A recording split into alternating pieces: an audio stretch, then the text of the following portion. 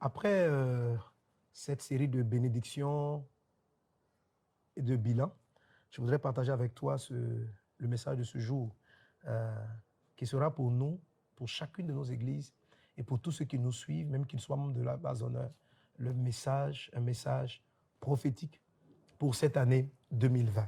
Alors, je vais t'inviter à lire différents passages. Je vais parcourir différents passages. Les premiers textes que je vais lire, Proverbes chapitre 10, verset 5, 2 Pierre chapitre 1, verset 12, Proverbes 2 Corinthiens, chapitre 6, verset 2. Alors, Proverbe 10, 5 dit ceci: celui qui amasse pendant l'été est un fils prudent. Celui qui dort pendant la moisson est un fils qui fait honte. Amen. Ici, le Seigneur fait ressortir la notion des saisons, disant que l'attitude et le comportement de chacun doit être fonction des saisons. Donc, tu dois être capable de déterminer si sur le plan spirituel, sur le plan spirituel, comme on le fait dans le plan physique, à quel type de saison tu es confronté, et par rapport à ces saisons-là, tu t'organises et tu travailles. Et tout à l'heure, avant d'entrer dans le vif de mon message, j'aimerais donc te faire comprendre et revenir sur l'importance de la notion des saisons. Amen. En 2 Pierre chapitre 1, verset 12, l'apôtre Pierre dit ceci: voilà pourquoi je prendrai soin de vous rappeler ces choses, bien que vous les sachiez et que vous soyez affermis dans la vérité présente. Amen. J'ai plusieurs fois parlé de ce sujet et je veux ramener cela, n'est-ce pas? Le Seigneur nous parle ici de la vérité présente. Quelqu'un dit avec moi vérité présente. Dis encore avec moi vérité présente. Amen. Alors, lorsqu'on dit vérité présente, on est en train de parler du présent, dans le sens du temps. Amen. Un peu comme s'il y avait une vérité passée, une vérité présente et même une vérité future. Et c'est ce dont l'apôtre Pierre est en train de parler dans ce passage. Et c'est très important pour quelqu'un qui veut réussir avec le Seigneur, qui veut réussir son année, qui veut marcher dans la victoire de l'année, d'être conscient de ce que la Bible appelle la vérité présente. Amen. Il y a une seule vérité. Jésus est le chemin, la vérité et la vie. Amen. Donc, en termes de vérité grand V absolue, elle est vraie en tout temps. Elle était vraie dans le passé, elle est vraie dans le présent, elle est véritable dans le futur. Jésus est la vérité. Mais lorsqu'on parle de vérité présente, on parle du mouvement maintenant du Saint-Esprit. La Bible présente le Saint-Esprit comme étant en mouvement. C'est-à-dire, à un moment donné, le Saint-Esprit touche certains aspects de la parole de Dieu, touche certaines vérités bibliques. Et celui qui agit selon le Saint-Esprit va voir la victoire de Dieu en ce moment. Il y a un temps dans l'Église où les Saint-Esprit mettaient l'accent, par exemple, sur le baptême dans le Saint-Esprit, la prière en langue. Si quelqu'un enseignait la vérité de Dieu, mais par exemple, il s'attardait doctrinalement sur, par exemple, le baptême par immersion, pendant que l'Esprit de Dieu était passé à l'étape de remplir les gens du Saint-Esprit, s'il s'attardait sur le baptême par immersion, qui est important, qui doit être toujours prêché, mais s'il focalisait son message là-dessus, il n'allait pas sentir l'onction et la puissance de Dieu. Un homme de Dieu et un chrétien doit être sensible au Saint-Esprit pour savoir comment l'Esprit du Seigneur bouge, se meut dans la vérité de la parole de Dieu. Genèse dit ceci: l'Esprit de Dieu se mouvait au-dessus des eaux. L'eau étant le symbole de la parole de Dieu qui ne bouge pas, qui est la vérité, mais il faut être sensible au Saint-Esprit et savoir à quel moment, si cette table est l'eau, ok, tu vois, à quel moment l'Esprit va dans telle vérité, à quel moment il met le zoom sur tel aspect de la parole de Dieu. Je prie que l'exhortation que je vais te donner aujourd'hui et les bénédictions qui vont venir puissent orienter ton regard et ton cœur vers le zoom du Saint-Esprit. Que dans le nom de Jésus-Christ de Nazareth, cette saison 2020-2030 qui commence maintenant, que durant cette saison, tu ne manques pas le zoom du Saint-Esprit. Tu sois là au bon endroit, au bon moment, là où le Saint-Esprit te conduit. Pendant que je donne ces paroles, une puissance et une grâce est relâchée maintenant sur ta vie afin que le Saint-Esprit puisse te conduire et que tu sois poussé par le Saint-Esprit pour aller vers la vérité présente, celle qu'il veut que tu appliques en cette saison. Amen. Et 2 Corinthiens chapitre 6, verset 2, il dit ceci: car il dit, au temps favorable, je t'ai exaucé, au jour du salut, je t'ai secouru. Voici maintenant le temps favorable, voici maintenant le jour du salut. Encore ici, le Seigneur, au travers de l'apôtre Paul, fait ressortir la notion du temps. Il dit, il y a un temps favorable pour être exaucé et il y a un temps aussi favorable pour être secouru. Certaines fois, Dieu nous exauce. On sait que la réponse de Dieu est venue. On sait que Dieu nous a exaucés. Mais entre l'exaucement et le secours dans le monde réel, il peut se couler un temps. la saison qui va commencer va être l'accomplissement, une période de réalisation de beaucoup de choses qui avaient été exaucées dans le passé. Au temps favorable, Dieu nous avait exaucés au jour du salut. La décennie 2020-2030 sera pour beaucoup de personnes, pour beaucoup de peuples et de nations, l'accomplissement d'un salut, d'une délivrance, d'une guérison. Parce que dans le mot salut, il n'y a pas seulement aller au ciel, il y a tout ce que Dieu donne. Que cela soit ton partage dans le nom de Jésus-Christ de Nazareth. Alléluia. Alors, pour la suite, donc, je vais demander à ce que tu sois vraiment concentré, que tu écoutes. S'il te plaît, ne tombe pas dans l'esprit de la familiarité. Il faut faire très attention. Plus on écoute une personne, plus on est souvent avec une personne, plus on a tendance, ou la chair a une tendance à ne pas considérer ce que la personne est en train de dire. On se dit, oh, j'ai plus ou moins déjà entendu. On n'est pas vraiment focalisé, on n'est pas vraiment concentré. Et c'est pourtant en ce moment-là que plusieurs ratent la direction de Dieu, la bénédiction de Dieu et ce que le Seigneur a prévu pour eux. Donc, en tant que ton pasteur, en tant que ton père spirituel, il est important qu'en ce moment-là, tu reçoives la bénédiction et les paroles que Dieu a mises dans mon cœur pour ta vie et que tu les écoutes avec la plus grande attention. Amen. C'est la raison pour laquelle je tiens absolument à ce que pour le premier dimanche de l'année, notre premier rassemblement, notre premier culte, que chacune des églises, Vase d'honneur et partout dans nos ministères, messages de vie, qu'on entende ce que le Saint-Esprit a mis dans mon cœur afin de nous orienter tout le long de l'année qui vient et je dirais ici même de la décennie qui vient. Amen. Alléluia. Sois béni. OK? Alors, en règle générale, la saison dans laquelle le Seigneur nous amène, le temps où Dieu va nous secourir, le temps où Dieu va nous visiter est appelé la saison, le temps de la grande moisson. Dis avec moi la grande moisson. Voilà. Déjà, j'ai parcouru plusieurs villes, je suis arrivé dans plusieurs endroits, dans plusieurs de nos églises pour parler de cette grande saison-là qui a commencé maintenant, la saison de la grande moisson. Amen. Jésus pouvait dire, et on va le lire tout de suite dans Jean chapitre 4, verset 31, à partir du verset 31, il est dit, « Pendant ce temps, les disciples le pressaient de manger, disant, « Rabbi, mange. » Mais il leur dit, « J'ai à manger une nourriture que vous ne connaissez pas. » Les disciples se disaient donc les uns aux autres, « Quelqu'un lui aurait-il donné lui aurait-il apporté à manger ?» Jésus leur dit, « Ma nourriture est de faire la volonté de celui qui m'a envoyé. » Alléluia. Jésus nous donne une révélation qui est très importante. Il dit, ce dont il se nourrit. Ça veut dire ce qui alimente son corps, ce qui fait la force de son esprit, ce qui fait la force de son âme, la capacité extraordinaire qu'avait Jésus. Parce que tu vois, quelles que soient les capacités que tu as, si tu ne manges pas, tu es affaibli. Lorsque tu ne manges pas, tu n'es plus à même, tu n'es plus capable. Si tu es vraiment affamé, même soulever un stylo, une Bible, un petit objet devient compliqué. Ce qui donnait de la force à Jésus, ce qui permettait à Jésus d'opérer dans le surnaturel, c'est ce qu'il consommait, c'est sa nourriture. Et Jésus te donne une révélation très importante. Il dit, ma nourriture est de faire la volonté de Dieu. Alléluia. Donc c'est vrai que la nourriture du chrétien, c'est la parole du Seigneur. C'est ce que tu lis tous les jours dans ta Bible. Mais ce n'est pas trop le fait de lire qui te nourrit. C'est plutôt le fait d'obéir à ce que Dieu te dit qui va véritablement être la nourriture pour ton être. Amen. Si tous les jours tu médites la parole de Dieu, mais que tu n'appliques pas la volonté de Dieu, c'est comme si tu t'es pas nourri, c'est comme si tu n'as pas mangé. Est-ce qu'on est ensemble? Alors il faut que tu comprennes ça. Ça ressemble à quoi en fait dans la pratique? Ça ressemble à celui qui lit la parole de Dieu, qui vient au culte. Il ressemble à quelqu'un qui mange, qui mâche, et puis qui régurgite, qui crache. D'abord, le premier lot de personnes, c'est celui qui crache et qui l'a entendu. Il écoute la parole, et puis après, pouf, cracher, c'est banaliser quelque chose.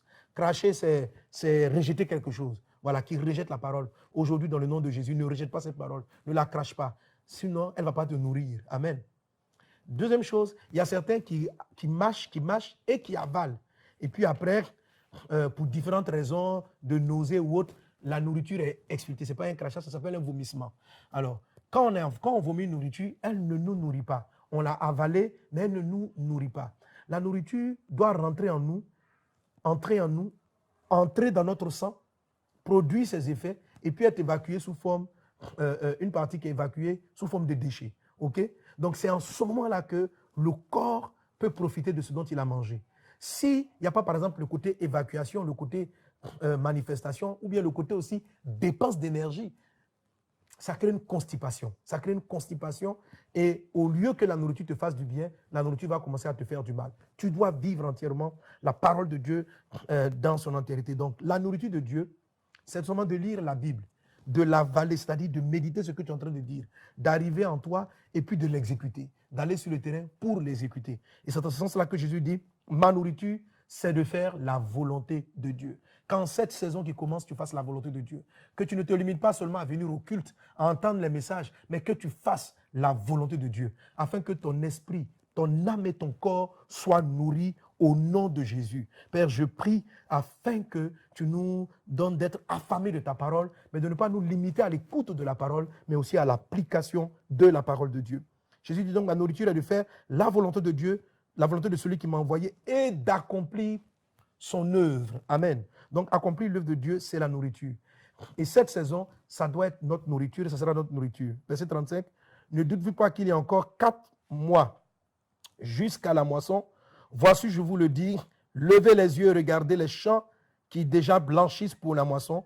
Celui qui moissonne reçoit un salaire et amasse des fruits pour la vie éternelle, afin que celui qui sème et celui qui moissonne se réjouissent ensemble. Amen. Alors, la suite du passage est passionnante. En tout cas, chaque fois que je lis ce texte, je suis moi-même édifié, je reçois beaucoup de choses de la part du Seigneur. Il dit, ne doutez pas qu'il y a encore 4 mois jusqu'à la moisson. Voici, je vous le dis, levez les yeux et regardez les champs qui déjà blanchissent pour la moisson. Alléluia. Alors, tout à l'heure, je disais, on parlait de l'attitude d'un bon fils, du bon travailleur qui sait se comporter pendant les bonnes périodes de moisson. Amen. Quand on parlait des temps favorables, on a parlé de la moisson, si tu t'en souviens. Et puis, le Seigneur dit, la moisson est déjà là. La moisson est déjà là. Il ne faut pas passer à côté. Et nous sommes entrés dans une saison de grande moisson. Amen. Et regarde ce qu'il dit. Il dit, donc, levez les yeux. C'est-à-dire, je peux ne pas voir la moisson parce que mes yeux sont abaissés. Je prie dans le nom de Jésus-Christ. Quand cette saison qui commence, que tes yeux soient ouverts.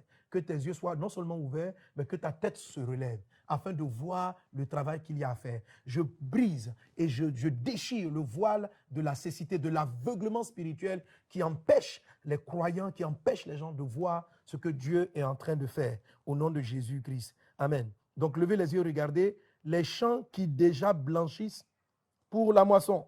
Alléluia. Et regarde le verset 36. Celui qui moissonne reçoit un salaire. Nous entrons dans la saison de la grande moisson. Et la Bible dit qu'il y a une récompense pour les moissonneurs. Amen. L'Église va vivre des choses exceptionnelles pendant ces 10 ans. Voilà ce que m'a dit le Seigneur. Amen. L'Église, et quand on parle de l'Église, je parle de toi. On va vivre des choses exceptionnelles, tu vois. Mais l'exceptionnel, là, l'extraordinaire, ne sera une réalité pour toi que si tu te comportes selon la saison qui a lieu. Amen. Si pendant que Dieu est en train de la moisson, toi tu dors ou tu es en train de t'occuper de certaines autres choses, mais tu vas rater ta saison. Tu vas totalement rater ta saison. Mais si tu discernes la moisson de Dieu et si tu y travailles, la Bible dit, tu vas avoir un salaire, tu vas avoir une récompense, tu seras béni dans le nom de Jésus-Christ. Alléluia. Celui qui moissonne reçoit un salaire. Jésus le dit de manière certaine. Ce n'est pas peut-être que tu vas recevoir un salaire. Si tu travailles à l'œuvre de la grande moisson.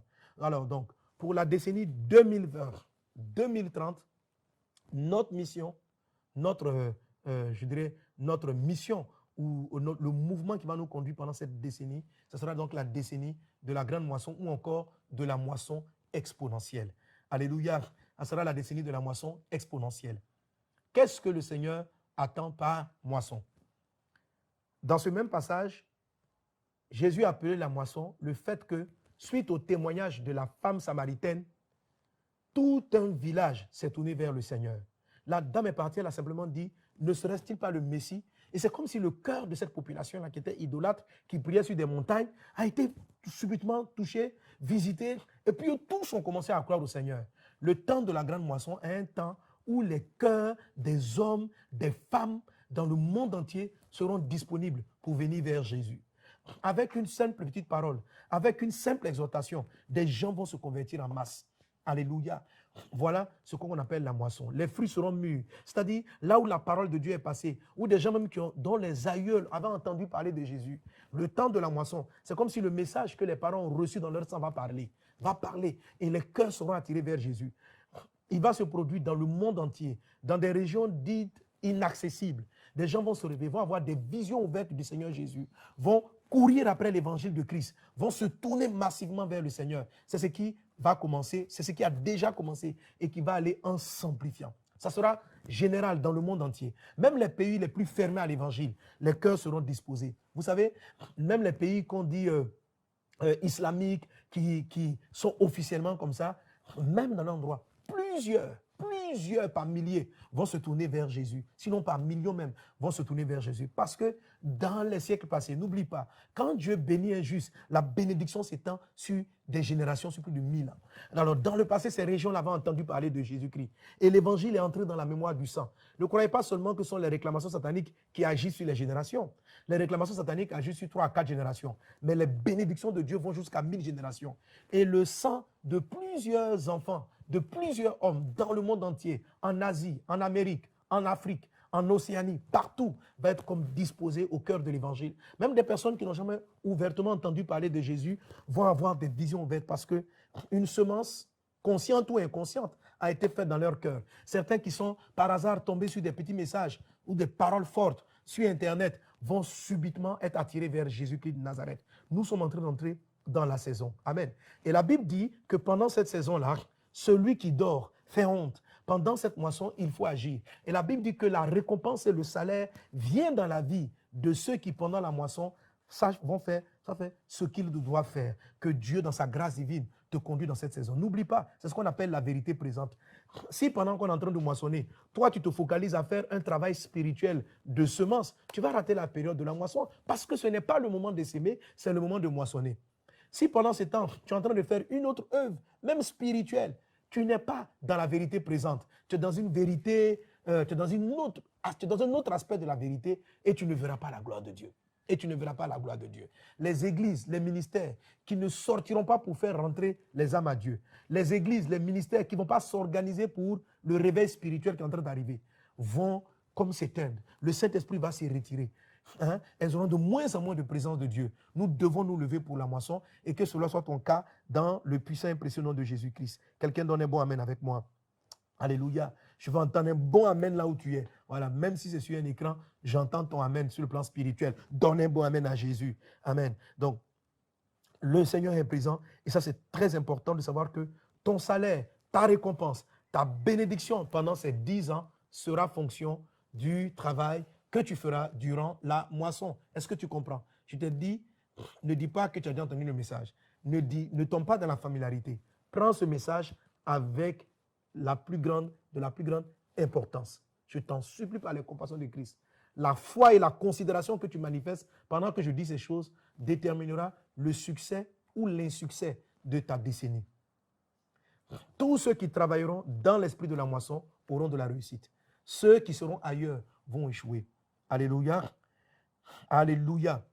Et Jésus a dit, ma volonté, c'est de faire l'œuvre de Dieu. Dans le livre d'Éphésiens, le Seigneur dit ceci, que Dieu nous a créés en Jésus-Christ pour de bonnes œuvres qu'il a préparées avant la fondation du monde. Est-ce que tu me comprends? Donc,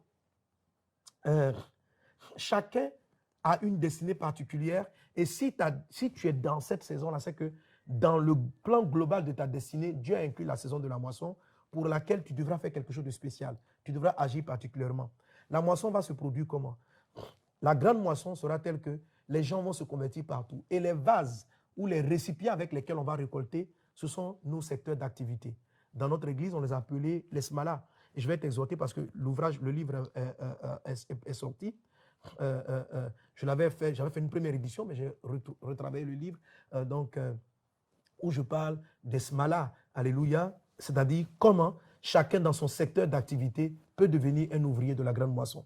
Voilà. Tu peux devenir un ouvrier de la grande moisson dans ton secteur d'activité. C'est-à-dire, l'infirmière sera à son bureau et les infirmiers ou les gens du corps médical vont être tellement visités par Jésus-Christ, plusieurs vont se convertir, mais ils ne sauront pas quoi faire de l'évangile. Et l'Esprit de Dieu leur dira, ta collègue qui est là, que tu vois souvent lire la Bible à côté, elle est prête à te recevoir pour l'évangile. Donc, et l'infirmière va gagner des âmes, la femme de ménage va gagner des âmes, va permettre la moisson. Le temps de la moisson n'est pas un temps qui est destiné aux 5 types de ministères qui servent le Seigneur à temps plein. Le temps de la moisson est un temps pour tous les croyants.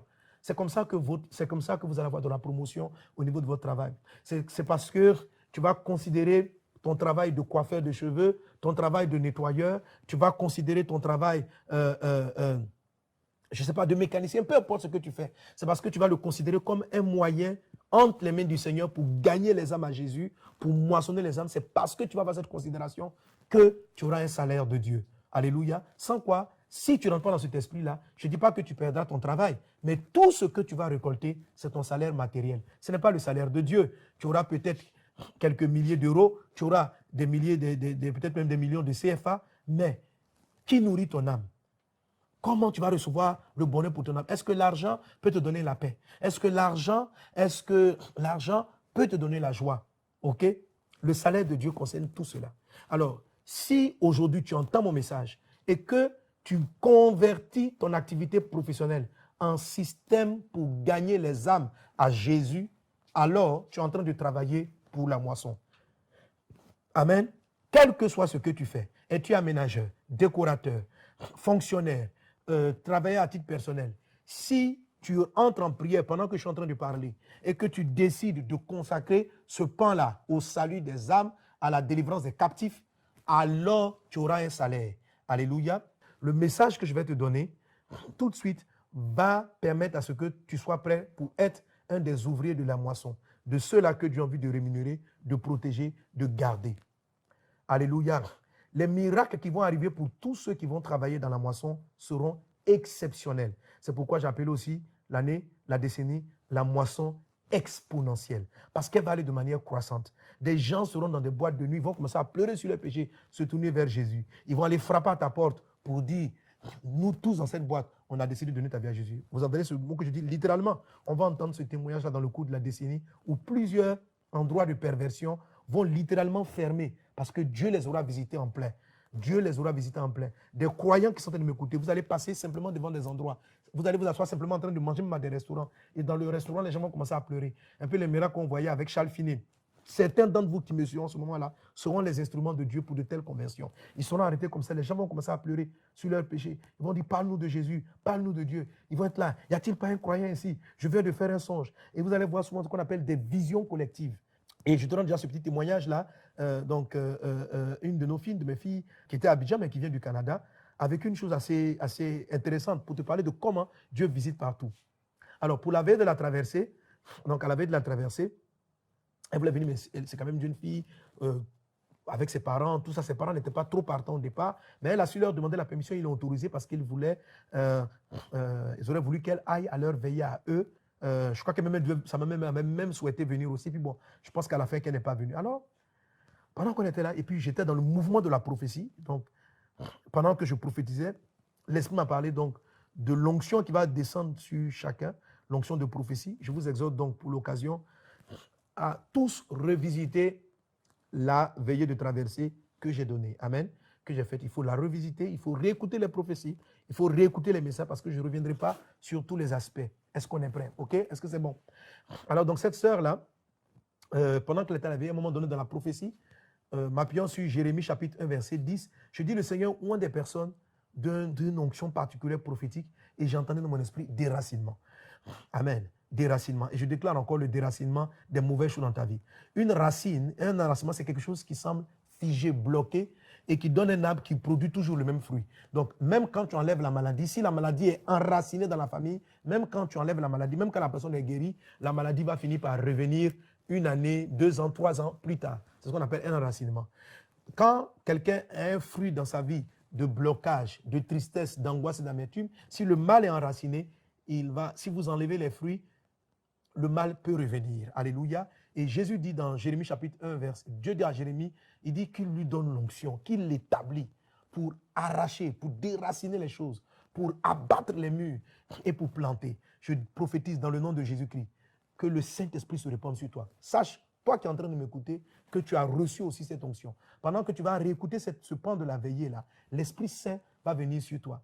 L'Esprit Saint va venir sur toi. Et vous qui m'entendez, réécoutez cette partie afin d'avoir l'onction. Parce qu'il y a des choses pour lesquelles vous êtes loin pour déraciner certaines choses dans votre maison, dans votre famille, dans votre village, dans votre peuple. dans votre nation. Reçois maintenant l'onction pour déraciner. Reçois l'onction prophétique. Reçois l'onction prophétique comme celle qu'a obtenue Jérémie le prophète. Tu reçois cette onction prophétique. Dieu t'établit dans une dimension, de sorte que par tes paroles, ce qui doit être déraciné doit être déraciné. Et puis après, il dit, ce qui doit être planté, ce qui doit être bâti, que cela soit bâti dans le nom de Jésus-Christ. Ok. Donc, cette sœur-là dont je parlais tantôt, pendant que j'étais à cette partie du déracinement, l'Esprit est venu sur elle. L'Esprit est venu sur elle.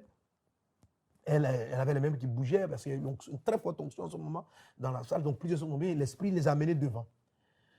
Donc, pendant que cela se produisait, bon, elle était visitée par Dieu. Et puis, bon, bref, la veille est finie. Elle rentre à la maison. Elle a dit vraiment, elle me dit, papa, j'ai senti une présence de Dieu extraordinaire. Elle rentre à la maison. Et puis, je crois, plus tard, dans le déjeuner familial qu'ils ont, sa maman lui dit, de manière un peu effarée, j'ai fait un rêve étrange cette nuit. J'ai fait un rêve étrange.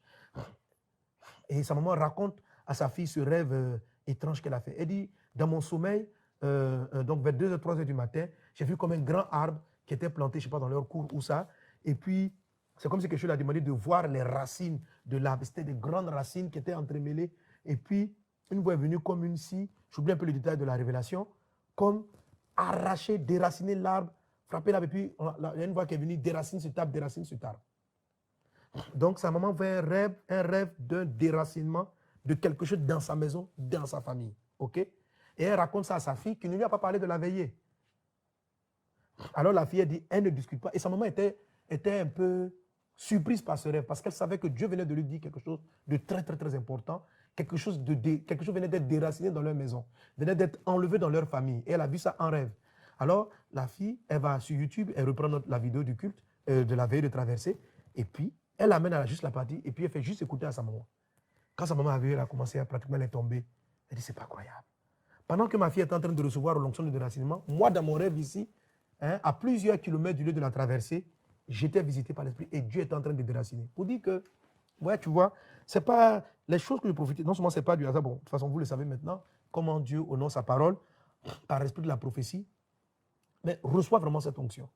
Vous êtes en train vraiment d'être équipé pendant que je suis en train de parler de l'équipement qui va vous donner la victoire pendant ces 10 ans qui viennent. Tu es équipé. Le Saint-Esprit, dans les choses que je suis en train de dire, reçoit les, bois-les, mange la parole et reçoit l'onction, reçoit l'énergie. Et ce qu'elle a fait, ce n'est pas seulement pour elle seule, mais pour tous ceux qui ont reçu cette onction prophétique de déracinement.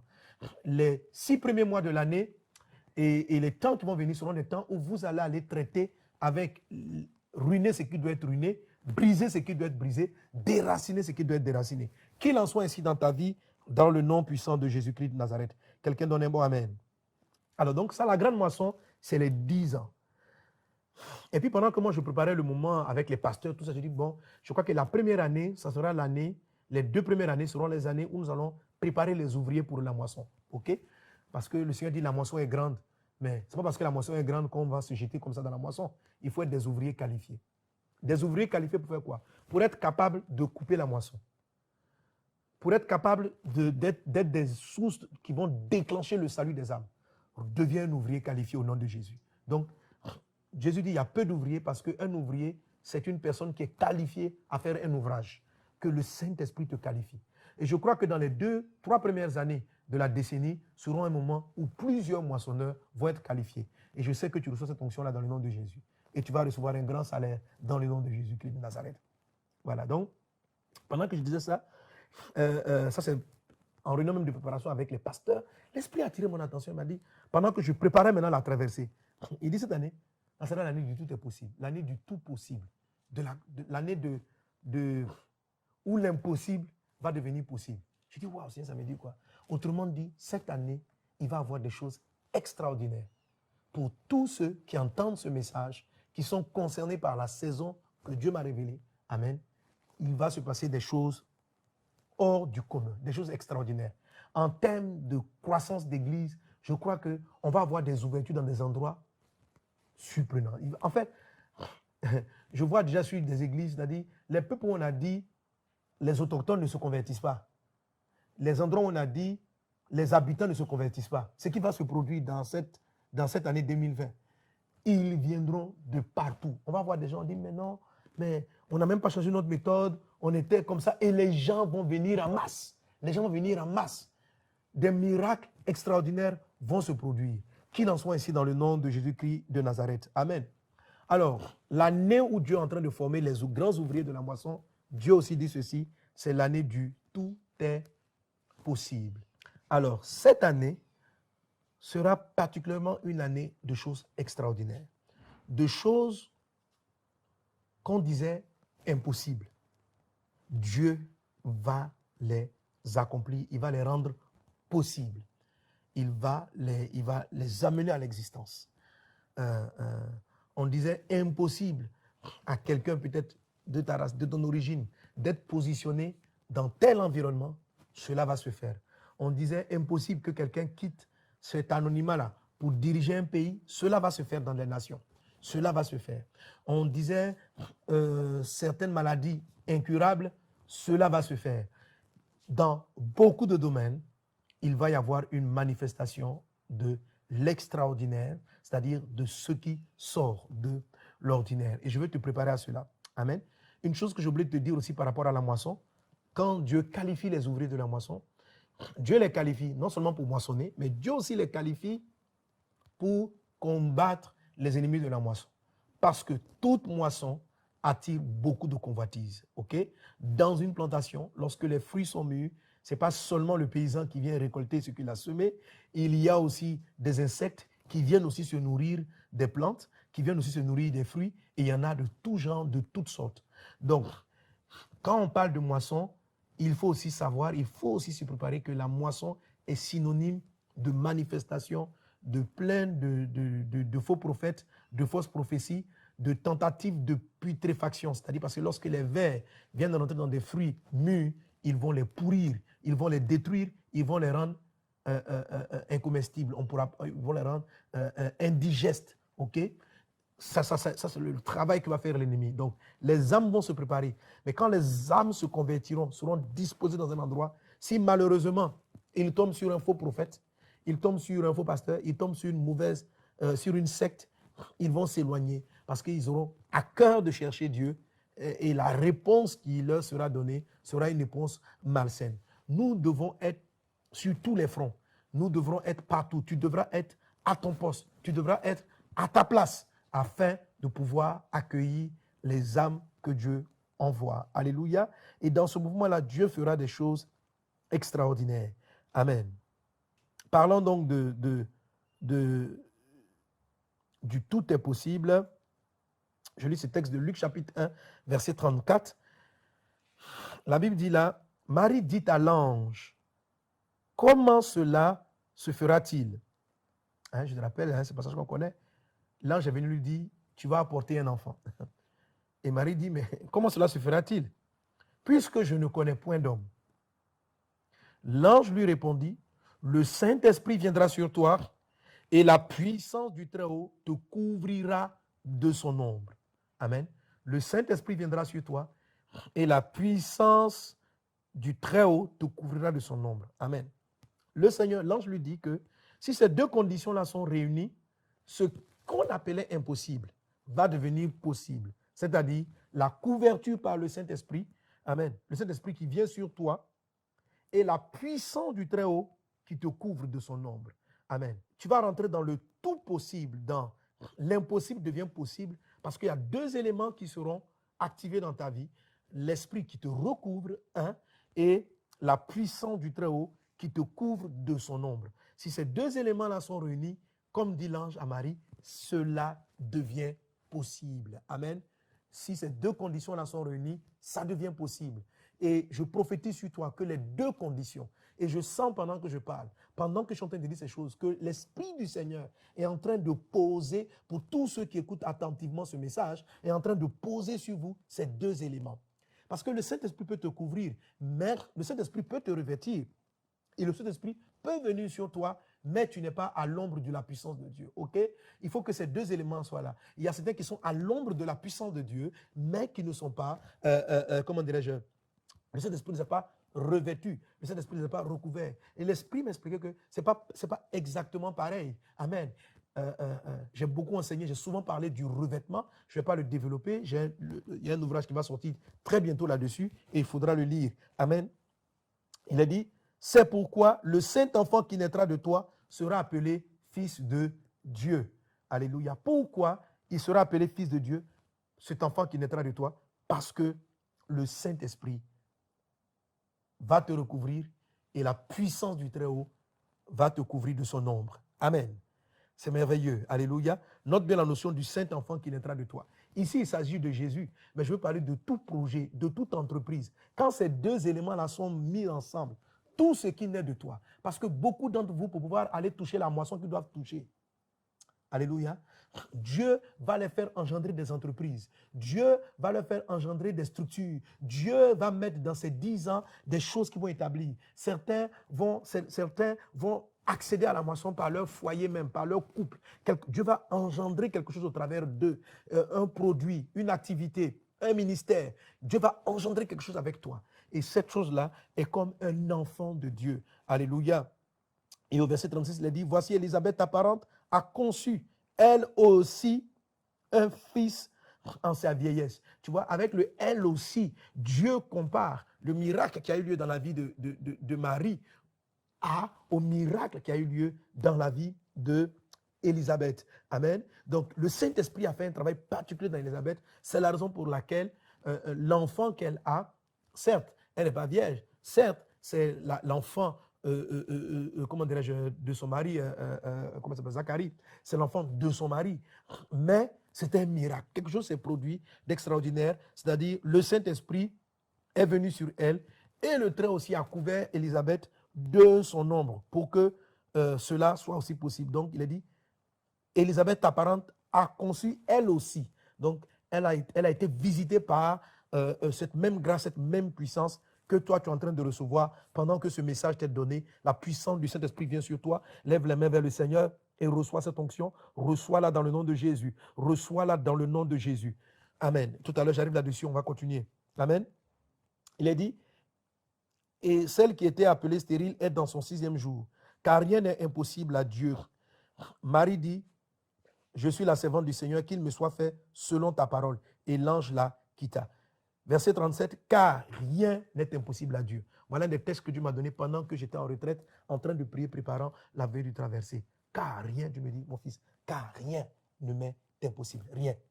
Il n'y a pas une chose qui n'est pas possible. Il n'existe pas une chose qui soit impossible pour Dieu. Et il me dit, cette saison, c'est le temps favorable. Amen. C'est le jour du salut. Où, je ne parle pas de l'année 2020 seulement, je parle de la saison. Où vraiment, ce qu'on disait impossible, nous allons le voir dans les nations, dans des peuples. On va voir des développements de pays, de structures, de villages. En moins de 2 ans, un village va quitter la pauvreté totale pour entrer dans le développement. Des gens vont quitter la misère la plus abjecte pour rentrer dans une dimension hors du commun. Amen. Les personnes qui ont atteint un certain âge, on va voir des choses comme ça dans l'église. On va dire, elle ne peut plus se marier. Mais même dans la vieillesse là, des mamans, Dieu va leur donner encore la grâce et des papas de vivre la joie du mariage. Et même certains auront des enfants. Ce qui est parlé d'Élisabeth, la vieillesse, dans sa vieillesse, cela va se reproduire. Des choses dites impossibles vont se reproduire. Au point où ça va apparaître dans des journaux, ça va apparaître dans des magazines. C'est tout ça là qui va contribuer à l'œuvre de la moisson. Et les gens vont venir se dire, ah, on a appris qu'il y a une femme ici d'un certain âge qui s'est mariée. Voilà, la maman même ne s'entendait même plus à avoir un enfant. Elle s'est mariée à ses 65 ans. Bon, le papa aussi, elle est là. Il a 66 ans. Ils se disent, bon, ils vont vivre ensemble tranquillement. Et puis Dieu fait un miracle. Ils vont me dire, mais à leur âge là, ils ont là des arrière-grands-pères. Oui, mais Dieu va le faire. Dieu va le faire pour confondre la science. Et quand cela va arriver, ça va faire l'objet d'analyse, de recherche, de compréhension scientifique. Et ces personnes-là témoigneront, c'est l'œuvre de Dieu. C'est l'œuvre de Dieu. C'est ainsi que dans les médias, c'est ainsi que dans les réseaux sociaux, l'évangile du Dieu de l'extraordinaire, du Dieu de l'impossible sera proclamé aux gens, sera prêché aux gens, sera annoncé aux gens. Et tout cela va contribuer à ce dont je t'ai parlé tantôt, à la grande moisson. Entre dans cette dimension. Amen. Et cette dimension-là va prendre place réellement là. Alléluia. Amen. Alors, je disais,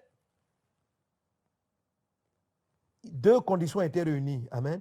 Le Saint-Esprit qui a recouvert et puis l'homme du Très-Haut. 1 Jean chapitre 5 verset 4 dit, parce que tout ce qui est né de Dieu triomphe du monde. Le tout ce qui est né de Dieu ici, ce n'est pas forcément les enfants. Dans le cas de Marie, c'était un enfant biologique, c'est-à-dire Jésus-Christ. Mais en règle générale, si ton entreprise est née de Dieu, elle va triompher du monde. Si ta structure est née de Dieu, elle va triompher du monde. Si ta vision, ce que tu es en train de faire est né de Dieu, elle va triompher du monde. Mais comment cela va être net de Dieu? Comment Dieu va te donner des idées qui sont de lui, qui vont triompher du monde, de l'esprit de Satan? Quand on dit triompher du monde, c'est-à-dire des œuvres occultes qui vont s'amplifier dans ce temps-là. Les sorciers, les puissances ténébreuses vont s'établir sur des entreprises, sur des structures, vont pourchasser les chrétiens, vont pourchasser les croyants. Mais dans cette atmosphère, plusieurs réussiront, vont se multiplier et même vont régner comme Joseph. Et cela est ton cas dans le nom de Jésus. Pourquoi les forces ténébreuses ne triompheront pas, ne pourront pas t'empêcher d'avoir des marchés? Ils vont te dire, non, il n'est pas dans notre camp. On ne veut pas lui donner ce marché. Mais Dieu va le faire. Ils seront contraints de te donner le marché. Pourquoi? Parce que toi, tu vas triompher d'eux. C'est ce qu'on appelle tu triomphes du monde. Mais pourquoi tu vas triompher du monde? Parce que l'entreprise qui est née de toi est fils de Dieu. Elle est née de Dieu. La structure est née de Dieu. Alléluia. Alors, pour que vos entreprises, pour que tes activités naissent de Dieu, il faut que l'Esprit du Seigneur te recouvre. Et maintenant, je veux prier, je t'avais parlé de cela, que l'Esprit du Seigneur te recouvre. Que l'Esprit du Seigneur te recouvre. Quand l'Esprit du Seigneur recouvre, Ésaïe 11.2 dit ceci, l'Esprit de l'Éternel reposera sur lui, esprit de sagesse et d'intelligence, esprit de conseil et de force, esprit de connaissance et de crainte de l'Éternel. Quel que soit l'endroit où tu es, garde les mains levées et reçois l'Esprit qui vient te couvrir. L'Esprit qui repose sur toi, maintenant, dans le nom de Jésus. Et cet esprit-là se manifeste par une sagesse hors du commun, au nom de Jésus. Reçois la sagesse, reçois l'intelligence, reçois le conseil. Tu sais, c'est très important d'avoir un bon conseil. Et le Saint-Esprit va te conseiller. Un conseil, c'est fais tel choix, ne fais pas tel autre. Reçois le conseil du Saint-Esprit. Il y a des gens qui ne sont pas conseillés du tout. Il y a des gens qui n'ont pas, il y a des gens, s'ils avaient eu le bon conseil, ils n'auraient pas fait ils n'ont pas pris certaines décisions. Le conseil, c'est la vie divine qui vient te dire de prendre la bonne décision. Quand le Saint-Esprit repose sur toi, quand le Saint-Esprit te couvre, il te donne des bons conseils. Reçois les bons conseils du Saint-Esprit. Quand le Saint-Esprit repose sur toi, il te donne les conseils dont tu as besoin. Que chacun, dans cette église, dans ce ministère, reçoive l'Esprit du Seigneur et reçoive en même temps les conseils de Dieu. Quand le Saint-Esprit te recouvre, il te donne de la force. Reçois de Dieu l'énergie, reçois de Dieu la force, reçois de Dieu la force émotionnelle. Ça veut dire quand tout vient te décourager, toi tu es encouragé dans le nom de Jésus. Reçois la force émotionnelle, reçois la capacité de Dieu d'aller jusqu'au bout. Le Saint-Esprit repose sur toi. C'est la raison pour laquelle quand il repose sur toi, tout ce que tu entreprends, le monde ne peut pas triompher. Parce que ce qu'il va naître est appelé enfant de Dieu. Tout ce qui est né de Dieu triomphe du monde. Que la force de Dieu soit sur toi au nom de Jésus, afin que les projets que Dieu va mettre dans ton cœur pendant cette décennie se réalisent. Qu'aucun esprit de découragement, aucune puissance d'abattement ne vienne empêcher ce saint enfant, cet enfant spirituel, cette entreprise, cette activité, ce mariage, ces enfants même biologiques que tu vas mettre au monde, que rien ne vienne s'opposer à eux, car la force, le conseil de Dieu sont avec toi au nom de Jésus. Esprit de connaissance et de crainte de Dieu. Quand l'esprit est posé sur toi, tu as une grande connaissance des choses. Tu as une grande connaissance. À peine tu lis un livre, tu comprends des mystères que les gens ne comprenaient pas. À peine tu parcours un document, tu comprends des choses. Cette connaissance-là sera dans tous les domaines. L'esprit va reposer. Les gens vont avoir des connaissances. Tu reçois une connaissance pointue, comment dirais-je, dans la science, dans la médecine, dans l'agronomie. L'Esprit du Seigneur se répand dans toutes les églises et une connaissance hors du commun nous est accordée. Quel que soit le domaine dans lequel nous évoluons, la connaissance divine est notre partage au nom de Jésus et de crainte de Dieu. Que la crainte de Dieu soit le partage de toute cette communauté. Que la haine du péché, que Dieu voit la révérence de son nom dans toutes nos communautés et dans le corps de Christ en général. Au nom de Jésus-Christ de Nazareth, qu'il en soit ainsi. Amen. La Bible dit que quand le Saint-Esprit vient se poser sur une personne, lorsque le Saint-Esprit vient se poser sur une personne, voilà ces choses-là qui sont manifestées, la sagesse, l'intelligence, le conseil et la force, la connaissance et la crainte de Dieu. Alléluia.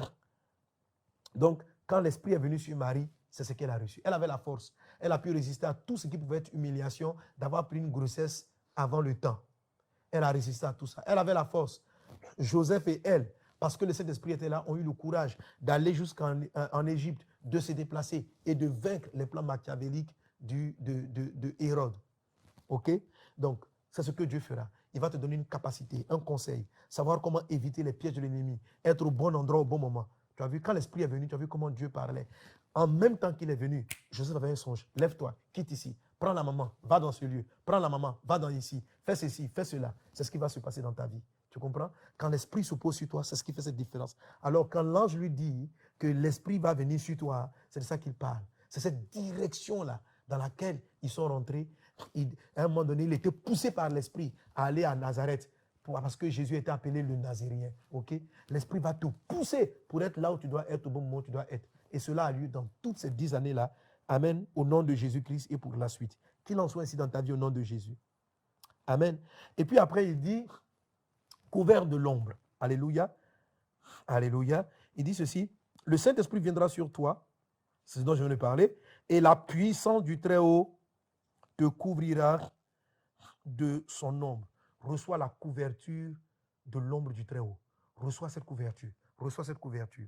Donc, lorsque tu es couvert, tu engendres des choses, tu engendres des choses qui triomphent du monde.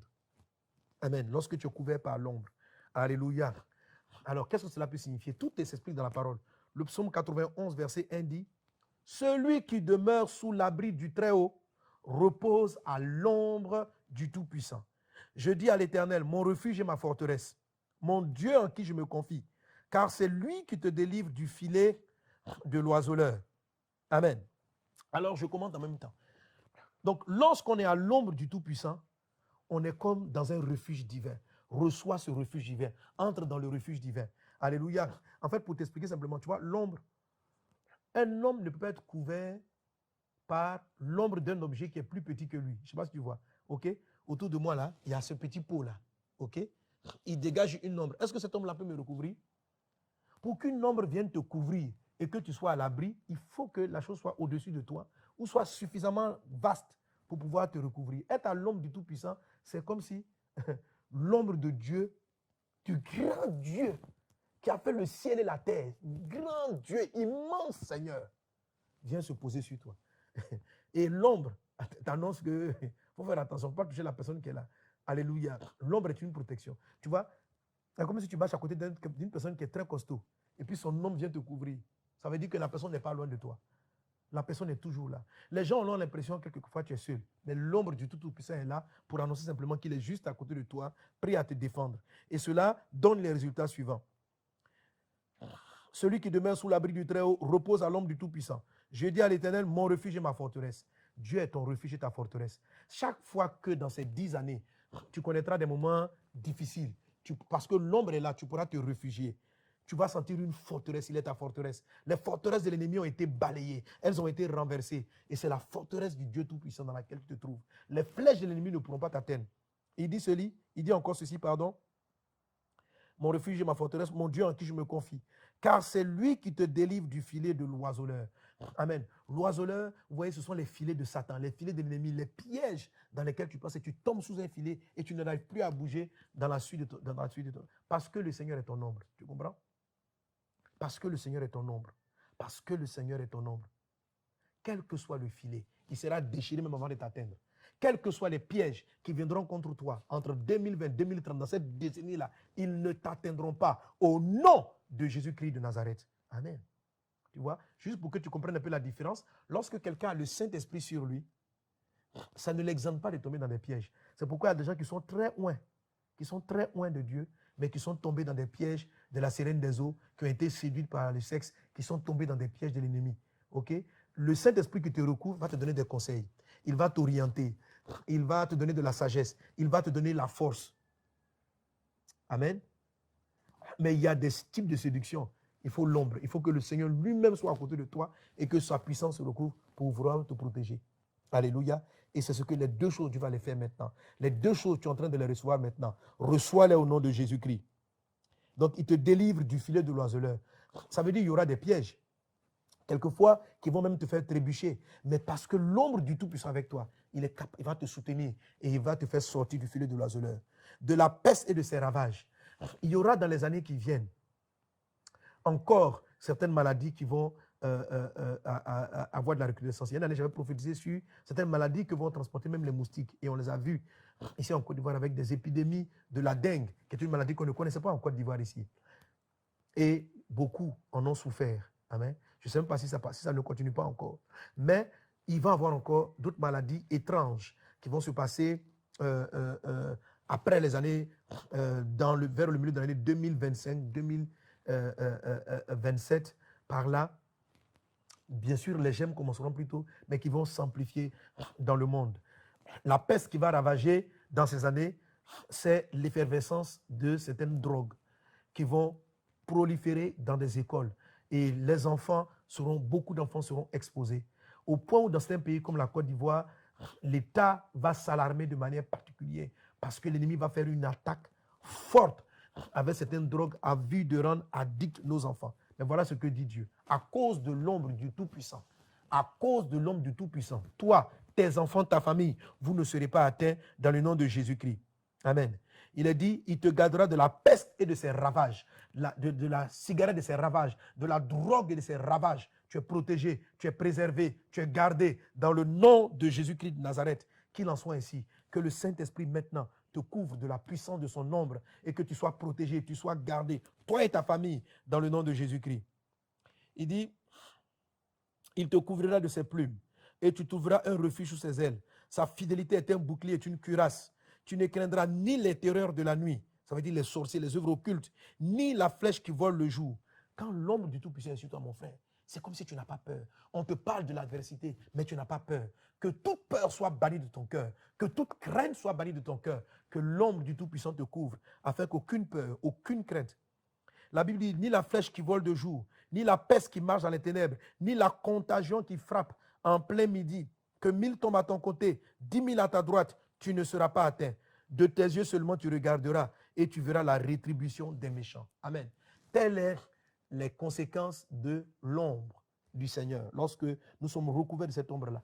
Et Dieu m'a donné ce passage de manière prophétique. Amen.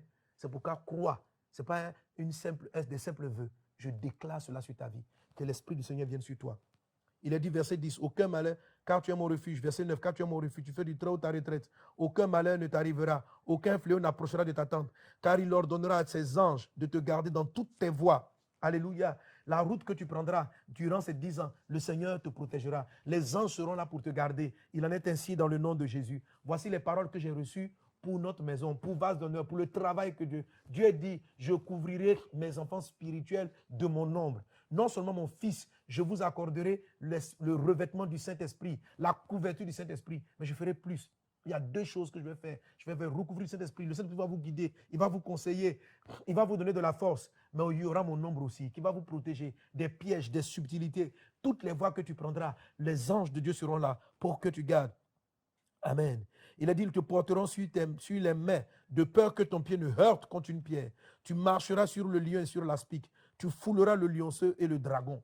Alléluia. Donc le dragon, le dévoreur, celui qui volait toutes les proies, qui va vider la population, Dieu va te donner d'écraser sa tête. Le lion, c'est-à-dire le roi, Dieu va te protéger contre les rois, contre les puissants qui vont se dresser contre toi dans le nom de Jésus. Certains qui sont en train de m'écouter vont avoir des postes de responsabilité. Il y a plusieurs qui sont en train d'écouter le son de ma voix, à qui Dieu va donner des nations entières comme chef d'État. Et cela va se produire dans les 10 années qui viennent, où ils seront positionnés comme premier ministre.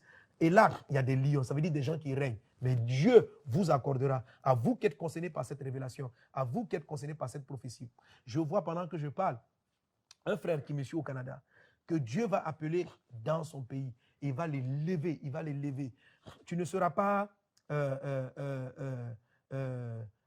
tu seras comme un premier ministre, tu seras caché.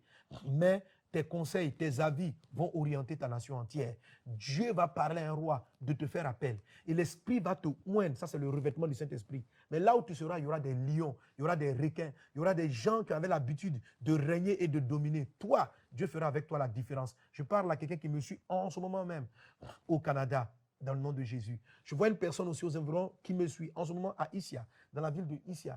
Dieu va te positionner. Dieu va te positionner avec une personne élevée dans le domaine de l'agriculture, au point où les décisions que tu vas prendre vont influencer le monde de l'agriculture. Il va te recouvrir de ton esprit, qui va te donner des conseils, qui va te donner des avis. Et tu seras un conseiller extraordinaire pour une personne de décision forte. Ça sera pour toi un tremplin. Et ça va te positionner. Dans les 10 années qui viennent, je parle à cette personne-là qui se trouve ici. Dans les 10 années qui viennent, ta vie va totalement changer. Totalement changer. Tu vas te positionner. Tu vas continuer de faire des études. Et Dieu me dit, si tu restes fidèle, si tu restes attaché à lui, tu ne resteras pas à ce niveau. Il t'élèvera encore dans la décennie qui va suivre. Il va te positionner dans tous les domaines parce que Dieu t'a donné un esprit de sagesse et de conseil dans des domaines. Tu bâtiras des choses extraordinaires. L'esprit va te transformer. Pendant que je parle, l'esprit du Seigneur vient sur toi. L'onction de Dieu arrive sur toi. Ces deux personnes-là, un qui me suit au Canada et un qui me suit dans la ville de Isiap. L'esprit du Seigneur est sur vous. Sa gloire est sur vous maintenant. Et ces deux choses-là s'accomplissent. La couverture du Saint-Esprit. Amen. La couverture du Saint-Esprit et l'ombre du Tout-Puissant. Voilà les deux onctions, parce que je vais les appeler, j'appelle l'ombre puis un type d'onction. Amen.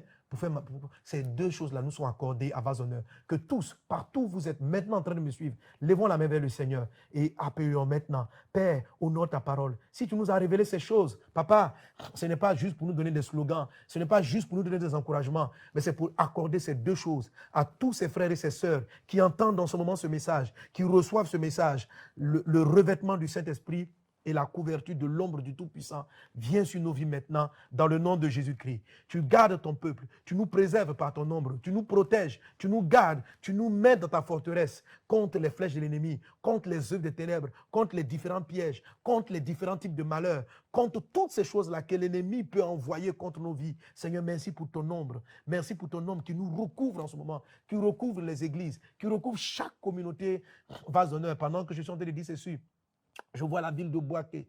Je vois la ville de Boaké dans le nom de Jésus. Et je vois l'église, notre église à Boaké. Je vois un déplacement. On est dans un endroit précis, mais je vois que Dieu nous amène dans un autre positionnement. Et je vois à peu près 3 églises. Je vois des bâtiments à 2 niveaux. Dans le nom de Jésus, je vois des bâtiments à 2 niveaux. Comme si Dieu m'a donné un bâtiment à 2 niveaux avec des salles et des bureaux tout au-dessus. Je vois ces choses dans les 10 années qui arrivent sur la ville de Boaké. L'onction de Dieu avec vous. Je vois 3 églises massives, ouvertes. Je vois l'Esprit de Dieu faire ça dans les 10 ans qui viennent, dans le nom de Jésus-Christ de Nazareth. Je vois l'Esprit de Dieu. Et rien ne pourra vous vaincre. L'Esprit du Seigneur te recouvre. Pasteur Philippe et toi, toute ton équipe, vous qui êtes là-bas, l'Esprit et l'ombre du Tout-Puissant posent sur toi. Je prophétise sur mon fils, donc Pasteur Philippe qui a Boaké. Je vois la main de Dieu. Le Seigneur t'accordera dans les 10 ans, une véritable onction apostolique. Tu ouvriras en Côte d'Ivoire et le Seigneur t'enverra dans beaucoup de nations. Tu arrives en peu de jours, en quelques temps, Dieu ouvre une église et l'œuvre va de l'avant. Et tu vas pouvoir coordonner ainsi plusieurs maisons qui vont s'ouvrir. L'esprit de la prophétie est sur toi. L'onction divine est sur toi. Je vois par l'esprit, le pasteur Gérard, la main du Seigneur avec lui. Une onction aussi apostolique très forte vient sur toi pendant les 10 années à venir. Une forme de séduction vers le milieu de la décennie. Je vois comme une forme peut-être de fatigue physique à cause du grand travail que tu auras abattu. Mais en ce moment précis-là, où tes forces, la fatigue va vouloir te prendre, l'Esprit du Seigneur va te renouveler. L'Esprit du Seigneur va te renforcer. Sa force sera ton partage. Et tu vas redoubler de force. Il a pensé t'affaiblir, mais l'onction que tu vas recevoir après cette fatigue sera 2 fois, 3 fois plus celle que tu as eue pendant la première moitié. Et tu accompliras 10 fois plus les œuvres de Dieu. Mais prends garde pendant cette période de fatigue. Prends garde. Prends garde, sois très vigilant pendant cette période de fatigue afin de pouvoir te restaurer, d'être restauré dans le nom de Jésus-Christ de Nazareth, dans le nom de Jésus-Christ. Pendant ces 10 ans encore, Dieu nous donnera pas qu'il va nous donner, nous pourrons être éprouvés. Nous pourrons être éprouvés. Je vois, je ne dirais pas où, mais je vois aussi dans le cours de l'année, dans le cours des 10 ans, aussi des larmes, aussi des douleurs, aussi des pleurs. Mais merci à tous ces frères et ces sœurs qui entendent dans ce moment ce message, qui reçoivent ce message, le revêtement du Saint-Esprit et la couverture de l'ombre du Tout-Puissant vient sur nos vies maintenant dans le nom de Jésus-Christ. Tu gardes ton peuple, tu nous préserves par ton ombre, tu nous protèges, tu nous gardes, tu nous mets dans ta forteresse contre les flèches de l'ennemi, contre les œuvres des ténèbres, contre les différents pièges, contre les différents types de malheurs, contre toutes ces choses-là que l'ennemi peut envoyer contre nos vies. Seigneur, merci pour ton ombre. Merci pour ton ombre qui nous recouvre en ce moment, qui recouvre les églises, qui recouvre chaque communauté vase d'honneur. Pendant que je suis en train de dire ceci, Je vois la ville de Boaké.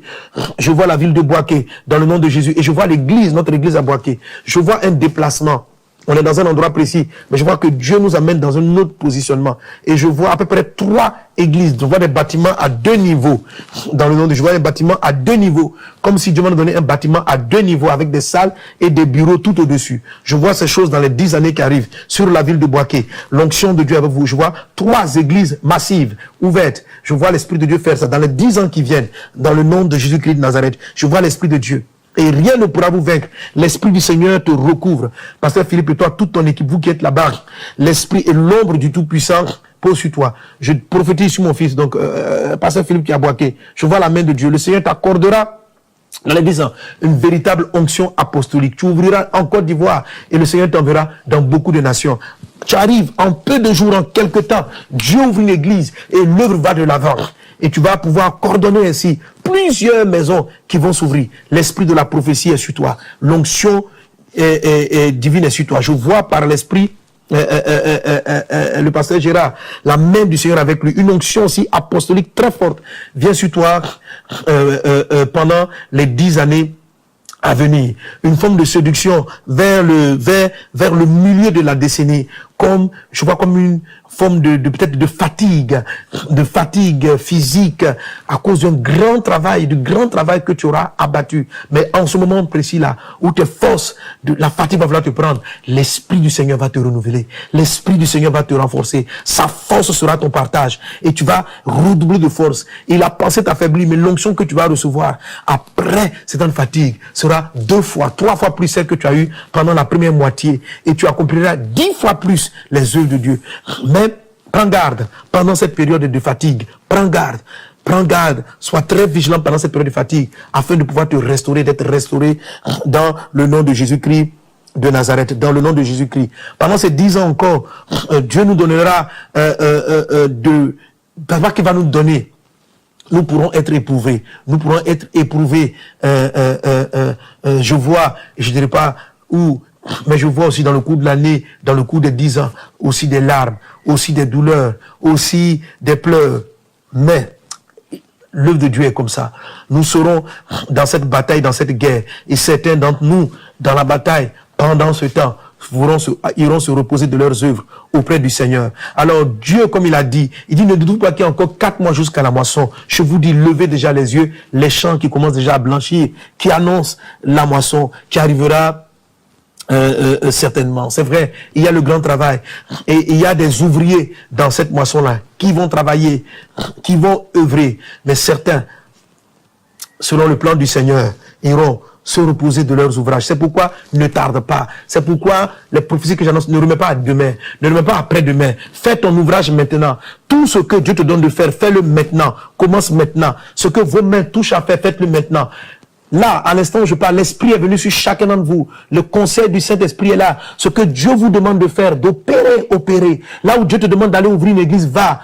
Parle avec ton responsable. Aie sa bénédiction. Et puis bouge. Travaille. Ne laisse pas tes mains se reposer. Bâtis. Au point de pouvoir te reposer auprès du Seigneur lorsqu'il t'appellera. Alléluia. Mais ce dont je dis, ça ne sera pas quelque chose d'énorme. Dieu va nous garder. Dieu va nous protéger dans l'ensemble. Mais l'Esprit de Dieu nous avertit. L'Esprit de Dieu nous avertit. Veillons à ce que nul ne soit emporté parce qu'il s'est détourné du Seigneur. Ou parce qu'il n'aura pas été protégé, qu'il sera sorti du refuge, qui sera sorti de l'ombre. Dieu va mettre son ombre. Veillons à toujours demeurer dans l'ombre. Si nous demeurons dans l'ombre, si chacun de nous reste dans l'ombre, aucun ne partira, aucun ne sera enlevé, aucun ne sera pris. Dieu veillera sur nous. Veillons à rester sous l'ombre. Je ne dis pas seulement pour les serviteurs, pour les pasteurs, je dis pour tous les boss, je dis pour tous ceux qui sont appliqués. Veillons à rester dans l'ombre, à nous confier dans le Seigneur et surtout à faire les choses qu'il nous demande de faire au nom de Jésus-Christ. Et alors, comme il dit, aucun malheur ne nous arrivera, aucun fléau n'approchera de notre tente. Quelqu'un donne un bon amen. Quelqu'un donne un bon amen. Braide soto rodobo shikata rababababa setere de brousse. La ekendere de brousse. Reçois l'esprit. Maintenant, là où vous êtes, reçois l'esprit. Garde encore les mains levées. Reçois l'esprit. Reçois l'onction. Reçois l'onction. Sois rempli. Le manteau vient te recouvrir. Et tu sens l'ombre de Dieu se poser sur toi. L'ombre de Dieu se poser sur les églises Vase d'honneur. Sur le ministère Message de Vie. L'ombre de Dieu. L'ombre de Dieu. l'ombre de Dieu. Je prophétise la santé divine. Je prophétise la santé divine sur tous mes fils et mes filles spirituels, sur tous les pasteurs, sur tous les hommes. Je prophétise la santé divine. Que toute maladie qui sont dans les corps partent aujourd'hui même au nom de Jésus-Christ, parce que quand l'ombre s'installe, la peste disparaît. Quand l'ombre s'installe, c'est comme si le malheur qui arrive frappe à gauche et à droite et ne t'atteint pas. Quand l'ombre s'installe, le filet qui voulait t'attraper est déchiré. Quand l'ombre s'installe, la peste et sa contagion partent loin de toi et de ta famille et de ta maison dans le nom de Jésus. L'installation de l'ombre divine se fait maintenant, ce premier dimanche de l'année 2020, où l'Esprit de Dieu se répand dans toutes nos communautés et l'ombre de Dieu vient se poser. L'ombre de Dieu, à l'instant, je prophétise, est en train de se poser sur chaque église, sur chaque maison, dans chaque lieu. Reçois l'ombre de Dieu. Reçois l'ombre de Dieu. Il se pose sur toi. Laisse-le s'installer. Laisse-le s'installer. Et laisse le revêtement s'installer. Au nom de Jésus-Christ de Nazareth. Qu'il en soit ainsi dans le nom de Jésus. Au nom de Jésus-Christ. Il en est ainsi maintenant. Il en est ainsi maintenant. La puissance du Saint-Esprit, au son de ma voix, se répand en tout lieu. Quel que soit l'endroit où tu es, si tu entends le son de ma voix, même en me suivant sur Internet, l'ombre du Tout-Puissant vient sur toi. L'ombre du Tout-Puissant se pose sur toi. Je ne parle pas par hasard. Je ne parle pas parce que c'est beau. Je parle parce que l'Esprit du Seigneur est sur moi. L'Esprit du Seigneur est sur moi. Il m'a oint pour annoncer une bonne nouvelle, pour proclamer la libération des captifs. Et c'est ce dont je parle maintenant. Toi aussi, tu es équipé de l'onction prophétique pour déraciner. Et à un moment donné, l'onction de bâtisseur va venir sur toi. Pour le moment, en ce début 2020, nous entrons dans une grâce de déracinement des choses qui avaient persisté jusqu'à présent, des temps où nous ruinons les projets de l'ennemi, où nous renversons les forteresses. Il en est ainsi dans le nom de Jésus-Christ de Nazareth. Qu'il en soit ainsi au nom de Jésus. Au nom de Jésus. Alléluia. Alors, le texte qu'on a lu tout à l'heure parlant de l'ombre, nous dit, celui qui demeure sous l'abri du Très-Haut repose à l'ombre du Tout-Puissant. Tu vois, l'ombre c'est très important. Amen. Comment est-ce que tu vas demeurer sous l'abri du Très-Haut? Parce que c'est un abri. Là, je suis à l'ombre. Ok? Mais si je me déplace, j'ai toute une zone où je peux me déplacer en étant sous l'ombre. Et il y a une zone dans laquelle je ne serai plus sous l'ombre. Comment, dans cette décennie et particulièrement cette année, nous allons demeurer à l'ombre du Tout-Puissant? Il y a 4 petites choses dans lesquelles il faudra que tu persévères. Pour vivre le surnaturel dont je parle, donc la protection surnaturelle de Dieu, c'est ce qu'on appelle donc l'homme du Tout-Puissant. Et le revêtement du Saint-Esprit. Que je dis, j'ai un ouvrage qui sortira bientôt, qui va toucher ce point-là, amen, de la plénitude au revêtement du Saint-Esprit. Et qui accorde donc le conseil, la sagesse, l'intelligence, la force, etc., etc. Amen, la crainte de Dieu, etc. Cette protection divine, l'ombre dont je parle, comment ne pas sortir de l'ombre? L'Esprit m'a donné ce texte. Actes des Apôtres, chapitre 2, le verset 42. Actes des Apôtres, chapitre 2, verset 42. Voilà ce qu'il est dit. Il est dit, attends, je pense que même que je vais remonter un tout petit peu plus haut. Et la suite du passage va faire encore l'objet d'autres proclamations prophétiques. Alors là, je vais vous inviter à ouvrir vos Bibles en papier, hein, comme vous le savez qu'on le fait maintenant, et à vous tenir debout, quel que soit l'endroit où vous êtes. Amen. Il est dit, acte 2, à partir du verset 41. Vous y êtes? On y va. Ceux qui acceptèrent sa parole furent baptisés en ce jour-là. Le nombre des disciples s'augmenta d'environ 3000 âmes. Verset 42 qui m'intéresse plus particulièrement. Ils persévérèrent dans l'enseignement des apôtres, dans la communion fraternelle, dans la fraction du pain et dans les prières. La crainte s'emparait de chacun et il se faisait beaucoup de prodiges et de miracles par les apôtres. Amen. Alléluia. Voilà une belle parole du Seigneur, notre Dieu, qui explique comment la dimension de l'extraordinaire, du prodigieux et du miraculeux, dont j'ai parlé tantôt, c'est-à-dire la saison où l'impossible devient possible. L'impossible devient possible, ça va marquer l'année 2020. Ça va marquer l'année 2020, 2021. Mais 2020, ça sera vraiment des choses extraordinaires que nous vivrons. Amen. Donc, comment rester à l'ombre du Tout-Puissant? Alléluia. Comment rester à l'ombre du Tout-Puissant? Comment marcher dans le prodigieux, le surnaturel? C'est ce texte-là que m'a donné le Saint-Esprit pour toi. Amen. Et j'ai envie de dire, comme Marie l'a dit, lorsqu'on lui demandait, lorsqu'il fallait transformer l'eau en vin, elle a dit, faites ce qu'il vous dira. Faites ce qu'il vous dira. Le vin venait à manquer. Marie a dit, faites ce qu'il vous dira. Fais ce que Dieu te dit maintenant. Fais ce que Dieu te dit. Et qu'est-ce que Dieu te dit maintenant pour rester à l'ombre du Tout-Puissant, pour garder l'onction sur toi?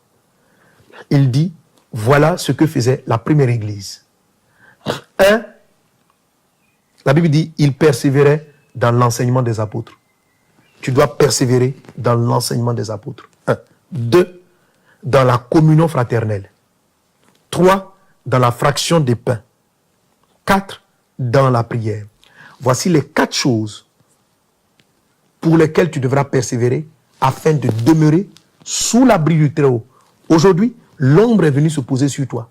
Aujourd'hui, le revêtement est en train d'être posé sur toi. Et l'ombre du Tout-Puissant est en train de s'installer sur toi, sur ta famille, sur tes proches, sur tes enfants. Cela a lieu maintenant, pendant que je suis en train de parler, et depuis même que j'ai commencé à prier, et depuis le début de ce moment. Amen. Mais on peut rester à l'ombre, car la Bible dit, celui qui demeure sous l'abri du Très-Haut repose, ok, à l'ombre du Tout-Puissant. Donc celui qui demeure. Donc il y a une chose où il faut demeurer. Il y a un acte qui dépend de toi. Donc celui qui sort de cette demeure ne repose plus à l'ombre du Tout-Puissant. Quelle est cette demeure? Elle est constituée de 4 colonnes, de 4 éléments pour lesquels nous demeurons.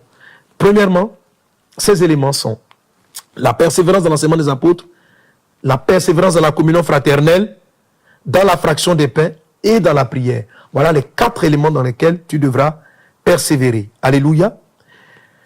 Premièrement donc, persévère dans l'enseignement des apôtres. En Éphésiens chapitre 2, verset 20, Jésus dit, par l'apôtre Paul, vous avez été édifiés sur le fondement des apôtres et des prophètes. Lorsqu'on parle des apôtres, on parle du fondement de l'Église. Alléluia. Pour ce qui nous concerne, l'apostolat ici, l'enseignement des apôtres, c'est la parole que le Seigneur me donne pour toi. Amen. Alléluia. En tant que apôtre de cette vision et celui qui déclare la parole pour cette saison. C'est ce qu'on appelle donc l'apôtre. Celui par qui Dieu est passé donc pour établir une certaine façon de fonctionner dans une vision donnée. Tu remarqueras que le Seigneur ne dit pas « il persévérait dans la parole du Christ ». Il a dit « il persévérait dans l'enseignement des apôtres ». C'est le premier élément sur lequel tu vas devoir persévérer. Amen. Bien sûr, les apôtres n'enseignaient autre chose. Ils n'enseignaient pas autre chose que l'enseignement de Jésus. Ils enseignaient l'enseignement de Jésus. Mais quand la Bible dit, selon l'enseignement des apôtres, c'est-à-dire avec l'axe, avec le paramètre qui est propre aux apôtres. Dans ce cas-ci, dans le cas donc de l'apôtre, donc de vase honneur, de message de vie, qu'est-ce que Dieu dit à ton pasteur, à l'apôtre de la maison? Alléluia. Il y a l'apôtre de la maison, il y a des pasteurs que le Seigneur a établis sur les églises. Amen. En ce temps-là, amen, il persévérait dans l'enseignement des apôtres. Il y avait déjà d'autres personnes, loin du Saint-Esprit. Les Étienne, les Philippe devaient commencer déjà à être remarquables. C'est vrai qu'on les a établis en Actes chapitre 6. Là, nous sommes en Actes chapitre 2. Amen. C'est vrai qu'on les a établis plus tard. Mais lorsqu'on les a choisis, on les a choisis parce que c'était des gens remplis du Saint-Esprit. C'était des gens qui manifestaient du fruit de l'Esprit. Et c'est pour ça qu'on les a choisis plus tard. Donc, il est fort probable qu'en ce moment précis, ils étaient déjà là en action afin d'être remarquables au sein de l'Église. Donc, malgré qu'il y avait des hommes exceptionnels, tels que Barnabas, etc., qui avaient ces hommes de Dieu-là, la Bible dit qu'ils ne persévéraient pas dans tous les messages. Ils persévéraient dans l'enseignement des apôtres. Est-ce qu'on comprend? Donc, ce qui protège, c'est quel est le message que Dieu a donné au père de la maison. Qu'est-ce qu'il lui a dit? c'est dans ce sens-là que tu dois persévérer. Tu vois, la prophétie qui parle de l'homme du Tout-Puissant, la prophétie qui parle du revêtement pour la saison, vient pas partout. Chaque pasteur, chaque apôtre est établi sur l'église ou la fonction ou le domaine dans lequel le Seigneur est établi. Et c'est la parole. Quand on va parler par exemple de notre église sœur, donc Impact Centre Chrétien, le pasteur Yvan Kassanou, c'est la parole qu'il donne pour sa maison, qui est la parole de l'apôtre. Et sous laquelle ses fils et filles spirituels d'Impact Centre Chrétien doivent persévérer. Amen. Tu dois donc persévérer. Pourquoi le Seigneur parle de persévérer? On parle de persévérer lorsqu'il y a susceptibilité ou possibilité d'abandonner. Amen. Si quelqu'un n'a pas de problème de dormir, n'a pas de problème pour s'endormir, pourquoi tu as dit persévère dans le sommeil? Lorsqu'on dit persévérer, c'est parce qu'il y a une difficulté qui est en place. Ok? Persévère sur le chemin, tout simplement parce qu'il y a quelque chose qui peut naturellement t'empêcher de rester sur le chemin, alors on te demande de persévérer. Utiliser l'expression de persévérance veut dire qu'il y a susceptiblement d'être détourné. Fais donc garde. Pendant cette période-là, tout ce qui va vouloir te détourner et te focaliser pour aller écouter 10 000 apôtres et ne pas persévérer dans l'enseignement que l'Esprit est en train de donner pour notre saison à nous, amen, ce sera de la distraction. Alléluia. Il y a beaucoup de bons messages, mais durant la saison, par les compassions de Christ, reste attaché en premier lieu aux enseignements que le Seigneur m'accorde pour toi. Amen. Persévère là-dedans. Dans une maison, un enfant ne mange pas partout. Il mange principalement, je dirais presque même exclusivement, dans sa maison. De temps en temps, on va chez des oncles. De temps en temps, papa et maman l'amènent manger. Mais le repas principal est celle-là. Et la Bible dit, c'est en cela que les apôtres, que les premiers chrétiens persévéraient. Ils persévéraient dans l'enseignement des apôtres. C'est-à-dire dans l'enseignement de Christ au travers des apôtres. Donc, persévère dans les messages. Amen. Dans la pratique, comment ça va se manifester? Alléluia. Je vous ai exhorté le message principal qui va nous conduire cette année dans ce groupe de la moisson qu'on est en train de mettre en place, qu'on appelle les gemmes. Le message, ça sera celui de mon livre, de mes ouvrages, Message pour la vie. Message pour la vie, qui se présente sous forme de dévotionnel, c'est-à-dire de paroles quotidiennes. L'année dernière, cet ouvrage est sorti l'année dernière, quelques-uns l'ont eu, d'autres ne l'ont pas eu. Alors, pour ceux qui l'ont et pour ceux qui ne l'ont pas encore, il faut absolument l'avoir parce que c'est le message dans lequel tu devras persévérer durant l'année 2020. Amen. Dans ce message-là. Donc, chacun d'entre vous doit faire l'effort d'acquérir maintenant ces 12 dévotionnels, ces 12 messages pour la vie.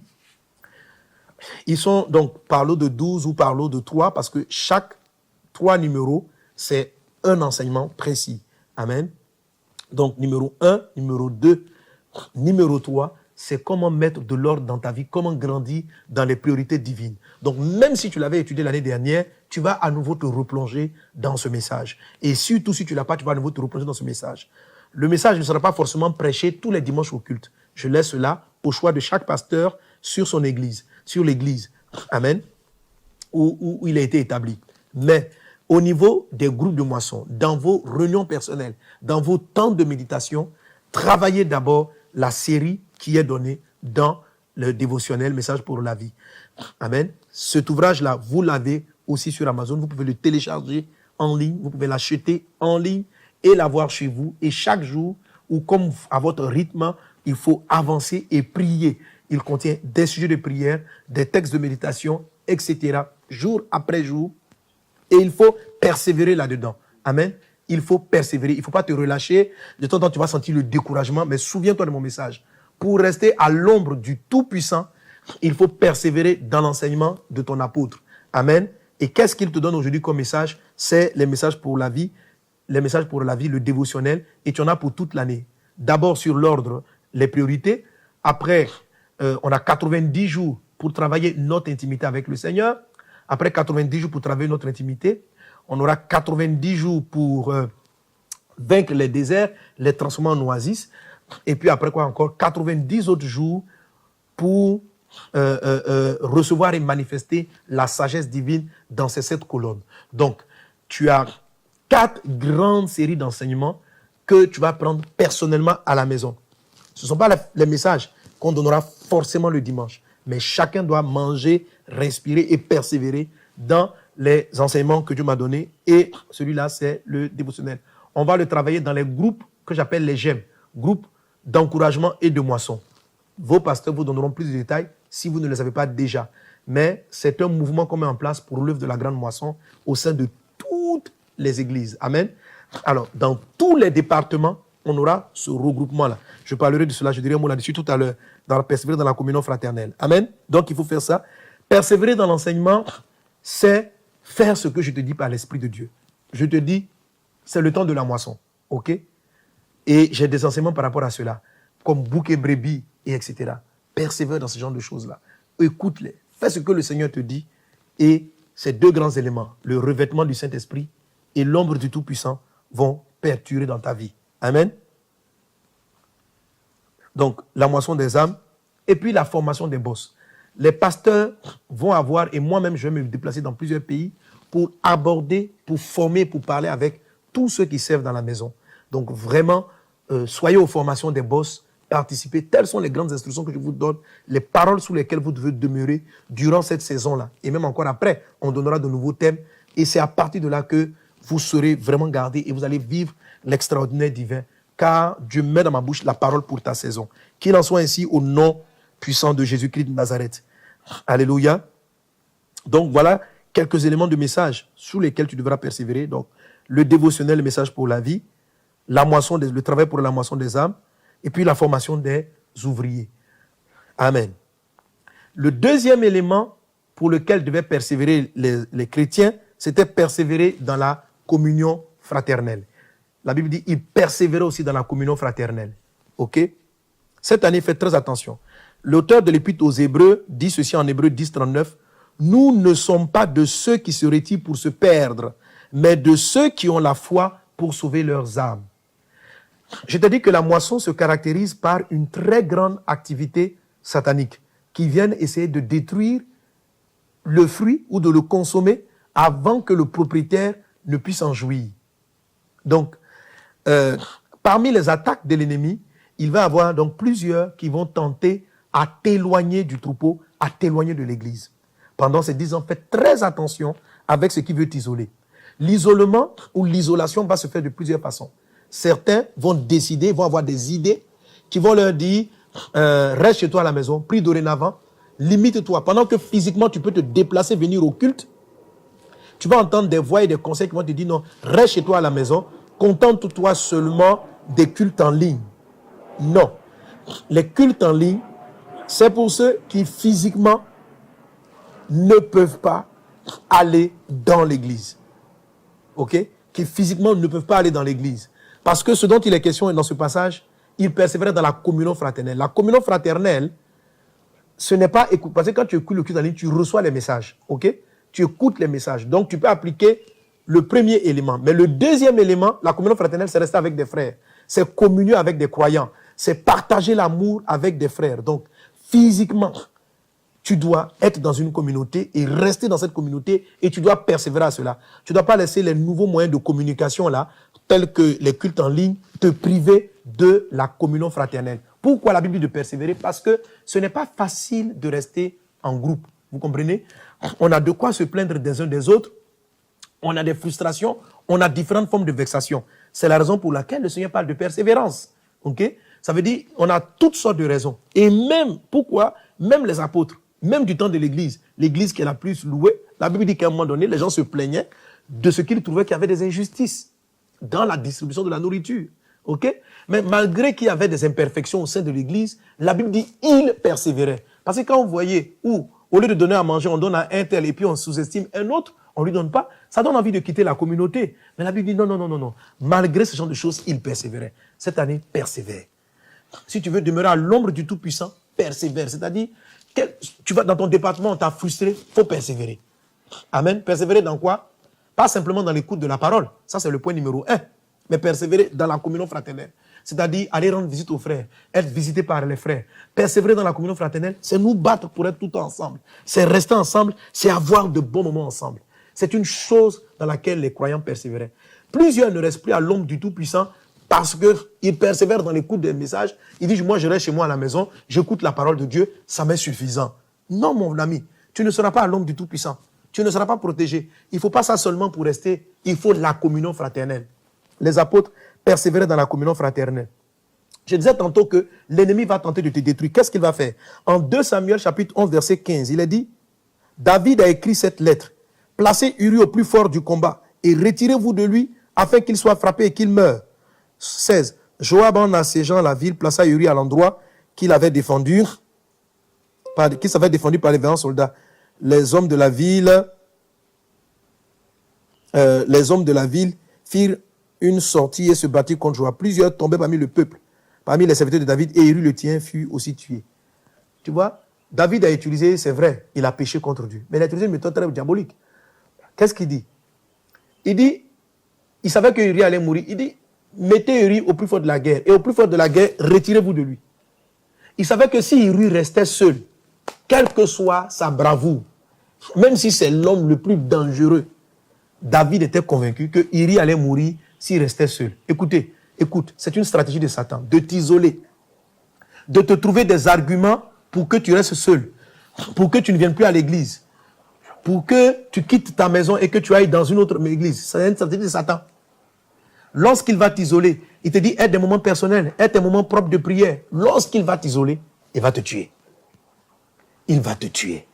Alors, s'il te plaît, persévère dans la communion fraternelle, ne t'éloigne pas de la maison. Dans la pratique, pour notre communauté, comment ça va se passer? Dans la pratique, on va mettre en place ce que j'appelais les groupes d'encouragement et de moisson, les GEM. J'exhorte chaque pasteur, vous tous, mes fils, mes filles dans le Seigneur, quelles que soient les cellules, l'environnement dans lequel vous êtes, mettez en place les groupes d'encouragement et de moisson. Il y a des enseignements, des capsules et tous les éléments qui vous seront fournis, si ce ne l'est déjà, pour que vous puissiez comprendre et l'appliquer. C'est très simple. Les groupes d'encouragement et de moisson, ce ne sont pas de nouveaux départements, c'est juste amener c'est juste amener tous les membres de l'Église à être actifs dans un département. Le GEM vise à amener, c'est d'abord de créer, je reprends, les GEM, c'est de créer des petits regroupements au sein des départements. Donc, dans le groupe des chantres, dans le groupe des portiers, quelles que soient les structures qui existent, ou dans une église même où il n'y a pas de département, il s'agit de regrouper les croyants par petits groupes, par petits noyaux de 5 à 15 personnes maximum. Amen. Mais surtout, on va commencer par réunir au-delà de 5 et 6 personnes. Ok, ces groupes-là sont des groupes de communion fraternelle. Ce sont des groupes qui vont encourager les membres inactifs de l'église à venir. Ce sont des groupes qui vont s'aimer, qui vont se visiter, qui vont prier les uns pour les autres. Et il faut qu'ils soient en place dans tous les départements. Ce n'est pas des nouveaux groupes qui auront un travail supplémentaire ou plus. Comme ils sont chantres, ils vont faire toujours leur travail de chantre, sauf qu'au milieu des chantres, il y a des petites cellules de 5 à 15 personnes, au milieu des portiers, etc. Ces GEM sont très importants. Ils seront l'exaucement du point numéro 2 pour nous, c'est-à-dire le développement de la communion fraternelle. Et c'est ces mêmes mouvements-là qui vont nous permettre d'aller recueillir la moisson. Parce qu'on va s'encourager, on va travailler. Et quand quelqu'un rentre dans l'église, dès que quelqu'un donne sa vie à Jésus, dès que quelqu'un rejoint l'église, en même temps, il rejoint une tribu, mais il rejoint aussi un GEM. Parce qu'on va prendre les nouveaux, par rapport à l'âge qu'ils ont, bien sûr, ils auront un traitement différent. Alléluia, mais favorable, bien sûr. Dès l'instant où quelqu'un entre dans l'église, il devra faire partie d'un GEM. Amen. Ça, c'était notre objet, mais c'est très important et ça va nous permettre de rester à l'ombre du Tout-Puissant avec la condition numéro 2, c'est-à-dire persévérer dans la communion fraternelle. La troisième chose dans laquelle les chrétiens persévéraient, c'était dans la fraction du pain. Dis avec moi la fraction du pain. Dis avec moi la fraction du pain. Alléluia. Donc la fraction du pain, c'est la Sainte Seine. Amen. La Bible dit que les disciples persévéraient dans la Sainte Seine. Je dis, ah Seigneur, donc la Sainte Seine aussi est combattue. Il dit, fils, moi, la Sainte Seine est combattue. On peut perdre et sortir de la main de Dieu parce que on ne persévère pas dans la Sainte Seine. Waouh. Alléluia. La Bible dit, il persévère. Ça veut dire qu'il y a toujours une raison valable qui fait qu'on ne persévère, on persévère plus dans la Sainte Seine. Quelqu'un me dit, mais parce que tous les dimanches, je prends la Sainte Seine, je prends la communion. Et le Seigneur me dit ceci. Alléluia. Tu peux manger du pain. Tu peux prendre la coupe. Mais ne pas être en train de communier avec le corps du Seigneur. Parce que ton esprit est ailleurs. Parce que ta pensée est ailleurs. Persévérer dans la Sainte Seine, c'est vous savez, en fait, en te disant, moi, je me parle, parce que ces derniers temps-là, je me suis remarqué que, bon, sans m'en rendre compte, je commençais à tomber dans la familiarité de la Sainte Seine. Mon cœur d'adorateur, en prenant la communion, j'étais un peu distrait. Je faisais comme un acte. Là, je te parle de moi. Je faisais ça comme un acte. Ça devenait comme un acte religieux. La Sainte Seine ne doit pas basculer dans la religiosité. La Sainte Seine, persévérer dans la Sainte Seine, c'est lui donner tout son aspect spirituel, toute sa portée, toute sa puissance. C'est une chose dans laquelle on doit persévérer. C'est en persévérant dans la Sainte Seine que la bonne santé physique demeure dans l'Église. C'est en persévérant dans la Sainte Seine que la vraie vie de Christ demeure dans l'Église. Alléluia. Et comment on persévère dans la Sainte Seine? 1 Corinthiens 11, 28. Que chacun donc s'éprouve soi-même et qu'ainsi il mange du pain et boive de la coupe. Car celui qui boit et mange sans discerner le corps du Seigneur mange et boit un jugement contre lui-même. Alléluia. Donc, persévérer dans la Sainte Seine, c'est discerner le corps du Seigneur. Tu dois persévérer dans la Sainte Seine. Et persévérer, c'est persévérer dans le discernement. C'est-à-dire prendre la Sainte Seine, pas comme si tu mangeais un repas, pas aussi par tradition, mais par désir profond de communier avec le Seigneur et de communier avec tous tes frères. C'est une nourriture spirituelle qui est puissante. Tu vois, la Bible dit en 1 Corinthiens chapitre 10, verset 14, « C'est pourquoi, mes bien-aimés, fuyez l'idolâtrie. Je parle comme à des hommes intelligents. Jugez vous-même de ce que je dis. La coupe de bénédiction que nous bénissons, n'est-elle pas la communion au sang de Christ? Le pain que nous rompons, n'est-il pas la communion au corps de Christ? Puisqu'il y a un seul pain, nous qui sommes plusieurs, nous formons un seul corps. » Alléluia. Une église qui persévère dans la Sainte Seine s'unit davantage. Amen. Il dit, voyez les Israélites selon la chair, ceux qui mangent des victimes, ne sont-ils pas en communion avec l'autel? Que dis-je donc? Que la viande sacrifiée aux idoles est quelque chose ou qu'une idole est quelque chose? Nullement. Ce que je dis qu'on sacrifie, on le sacrifie à des démons et non à Dieu. Or, je ne veux pas que vous soyez en communion avec les démons. Amen. Quelqu'un manquer la Sainte Seine, prendre des mauvais... En fait, la nourriture spirituelle nous donne une communion avec l'Esprit du Seigneur. Alléluia. De même, celui qui mange des viandes sacrifiées aux idoles, qui ouvertement sacrifie à des sorciers, dans cette nourriture-là, s'il les prend en disant, parce que plus tard l'apôtre l'explique, il dit, si tu ne sais pas que c'est une viande sacrifiée à un démon, tu rends grâce, il n'y a rien qui va se passer. Ok? Parce que Dieu est le Seigneur de tout. Tout est sanctifié par la prière. Mais si tu manges, tu sais que ça là, c'est sacrifié à un démon. Et toi, tu es en train de manger la viande d'une idole, immédiatement, il y a un contact entre le démon et toi. Ok? De même, si tu manges le repas du Seigneur et que tu discernes que c'est le corps de Christ et qu'il y a une vie là-dedans, tu es en communion avec le Saint-Esprit. Que cela soit ton partage. Nous voulons être en communion et avoir constamment la vie de Dieu en nous. C'est pourquoi il nous faut absolument persévérer dans ce point-là. Amen. Persévérer dans la fraction de pain. Il faut persévérer, il faut toujours discerner. Il faut comprendre toujours les repas du Seigneur avec la solennité, avec le cœur d'être en communion avec Dieu. Ne jamais être distrait et ne jamais avoir l'esprit par-ci, par-là lorsqu'on va prendre la Sainte Seine. Voici la troisième condition. Et la toute dernière avec laquelle je termine. Amen. Persévérer dans la prière. Là, je crois que c'est un point que tu comprends déjà. Alléluia. C'est un enseignement qu'on donne régulièrement. Persévère dans la prière. Prie toujours. N'abandonne pas ta vie de prière. Persévère dans le jeûne. J'ai longuement enseigné sur la prière. Et dans chaque église, on enchaîne sur la prière. Il faut avoir une vie de prière. Viens tout dans l'église, prie. Amen.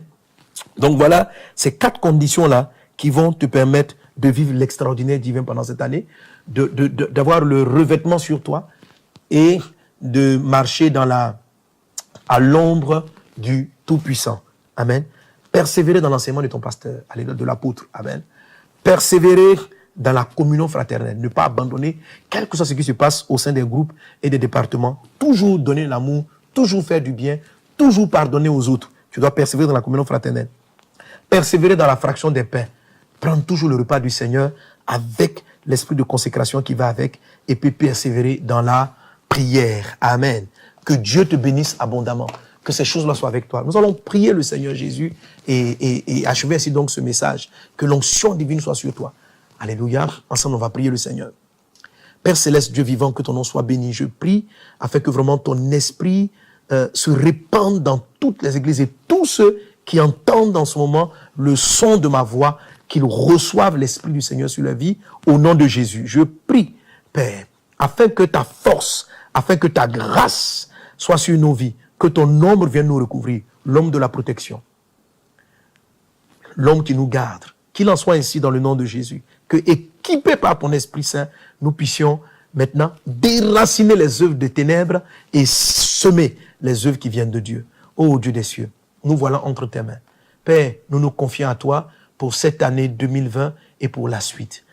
Nous savons que toutes ces choses n'arrivent que parce que tu le veux et parce que tu nous accordes ton esprit. Tu nous as donné tes instructions, tu nous as donné tes conseils. Accorde-nous la force de les appliquer. Ô mon Dieu, Père, je prie pour tous les pasteurs, je prie pour tous les leaders, afin que tu nous donnes la sagesse et la grâce de pouvoir implémenter, de pouvoir faire appliquer cette chose dans toute la communauté. Seigneur, à toi la gloire au siècle des siècles. Tu nous as choisis pour être une bénédiction pour les nations, que nous le soyons. Tu nous as choisis pour être des instruments de la grande moisson. Étends réellement ta main, afin que nous soyons des acteurs, des ouvriers dans la moisson. Rends-nous capables par ta grâce divine, car c'est toi qui crées en nous le vouloir et le faire. Qu'il en soit ainsi, au nom de Jésus, et quelqu'un donne un bon Amen.